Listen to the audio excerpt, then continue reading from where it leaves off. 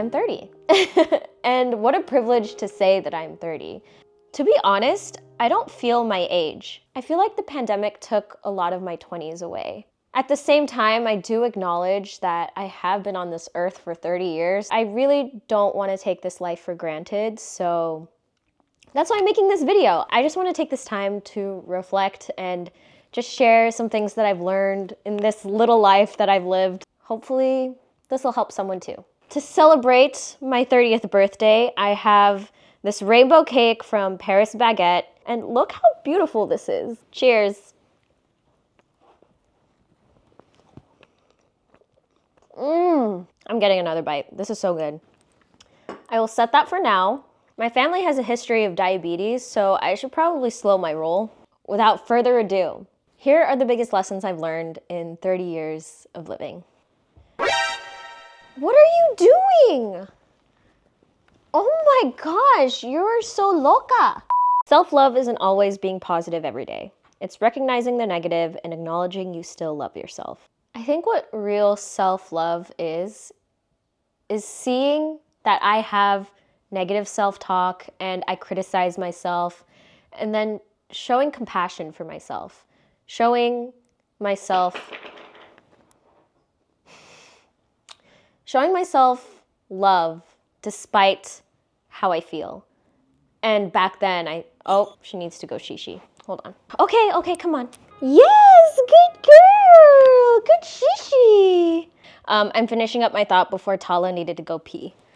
I think that self-love is recognizing the bad, recognizing that you still have a lot to learn and a lot to grow, and still loving yourself, still showing compassion for yourself, and showing up for yourself every day, whatever that means for you. Friends are better in quality, not quantity. I put a lot of value in my close friendships and how deep they go. I'm really here for the people that reciprocate the same energy that I put into our friendship. I've also had to let go of friendships, like a lot of them, and they used to bug me a lot. But I don't want to force them to like me or force them to keep up a friendship with me if they don't want to. People will grow apart, and that's normal. But the people that are growing with you and you feel super connected to, like, I feel like those are friendships worth keeping. And those are the quality friendships that I'm looking for. In a world where you don't know what will happen next, just do what you can now. So this quote is from What You're Looking For Is in the Library by Michiko Aoyama.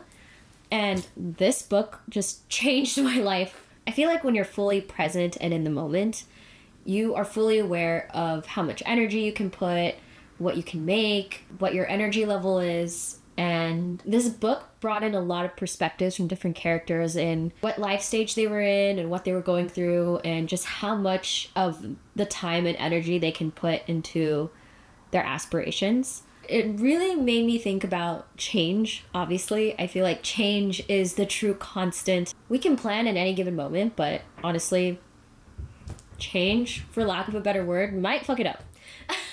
But I think when change does happen, you just have to assess what you can do at this very moment and change course if you need to. I think I've had to make a lot of changes to, like, my plans and my aspirations in life. I went to UCLA as an English major, but I wanted to be a film major. I ended up not getting accepted into the program. Long story short, I tried to change my major like multiple times, but I just ended up staying with English. There are a lot of moments in my life where I really just had to do what I could in the moment. It might not have been everything that I wanted to do, but I still was able to do what I could, and I think that's all that matters. Failure and rejection is redirection. You know, I feel like your 20s is just really discovering what you like and figuring out what you don't like. When you're trying to figure that out, you'll end up making mistakes or trying to learn something and then just realizing that it's not for you, or, you know, going through flop eras. Earlier this year, I went through a layoff and that just felt like the biggest failure. But it worked out. So now I'm a contract freelancer. I work at a few different companies on top of being a content creator, which is another thing.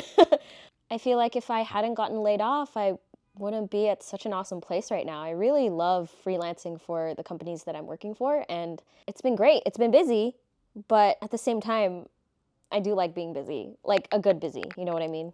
Failure and rejection may possibly take you to a place where you never thought you would ever be. Your inner child knows best. I think when I'm trying to figure out an answer to something, I look to my inner child. My whole reasoning for wanting to pursue filmmaking and storytelling was because when I was a kid, I just loved watching those movies and just forgetting about my reality, because my reality was pretty hard. My brother had cerebral palsy, and my dad was going through alcoholism at the time. So growing up, it was really hard. And I think one way I was able to cope and escape was watching Harry Potter and Studio Ghibli movies like Kiki's Delivery Service and Spirited Away. And I read so many books too. Like, it's funny because I used to think that I wanted to be a screenwriter. I just didn't really resonate with the format. But I knew that I wanted to tell stories still and like to write. And I realized that I just love reading books so much, like so much more than writing screenplays. And I realized that I think it's because I still have this dream of writing novels. As I enter my 30s, that's my next goal, to tap into that dream again and just go full send. Well, not full send, because I still have to pay the bills. To pursue a creative life, all you have to do is live it. In order for me to create, I need to live life. Even when I'm not actively producing, I am still creating. And I think we're all inherently creative, as the creative act talks about. Yeah, to pursue a creative life, just live it. You're already doing it. Your body is a temporary vessel. This lesson is something that I'm still actively learning, and through that, unlearning some of the negative mindsets I had about body image.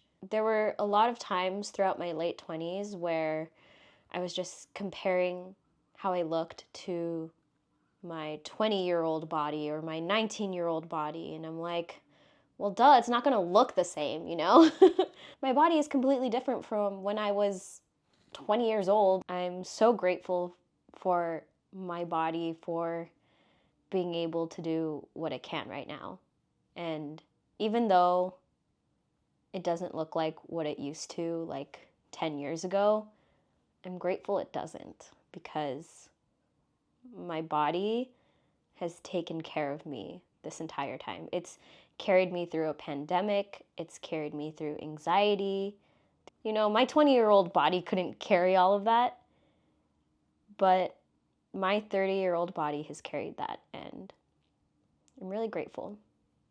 Confidence is borrowed until you own it. There's a lot of things that I'm still insecure about, but honestly, my mindset is to just fake it till you make it.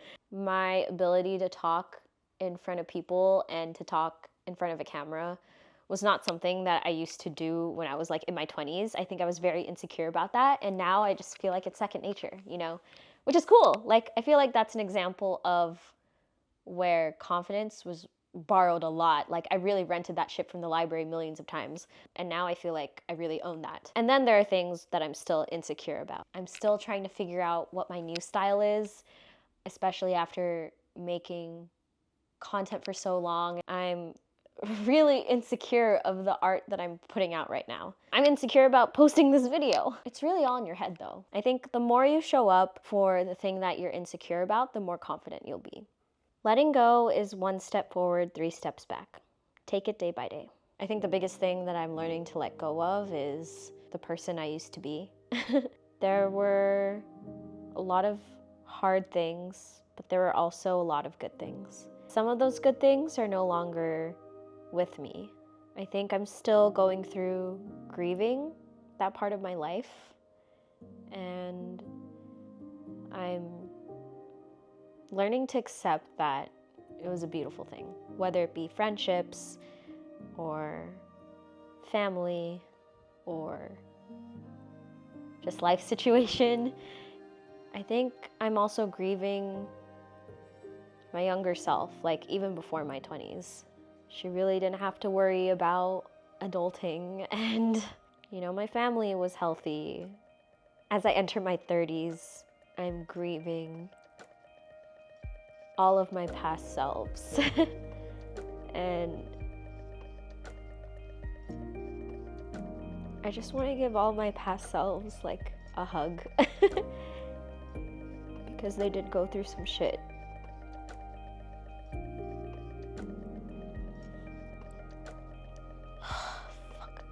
Honestly, genuinely, I am excited for my 30s. Everyone says that your 30s is where like you really know yourself and you just have this confidence, and you can take the world on with what you know now that you didn't know in your 20s. But we are getting older and people will leave. People have left, but sometimes when they leave, they don't really come back. And that's the reality of getting older. This is weird. I don't like recording myself when I'm crying. Holy shit. I need to hug something. I need to hug my bread pillow. This lesson is, I think, something I'm still learning. Something I need to talk about with my therapist, which I currently do not have, but that is my goal for 30-year-old me. Oh my gosh. Yeah, we're getting older. And it's a good thing, and it's a terrifying thing, I think there are some things that I've learned to let go. I think I've learned to let go of pleasing other people.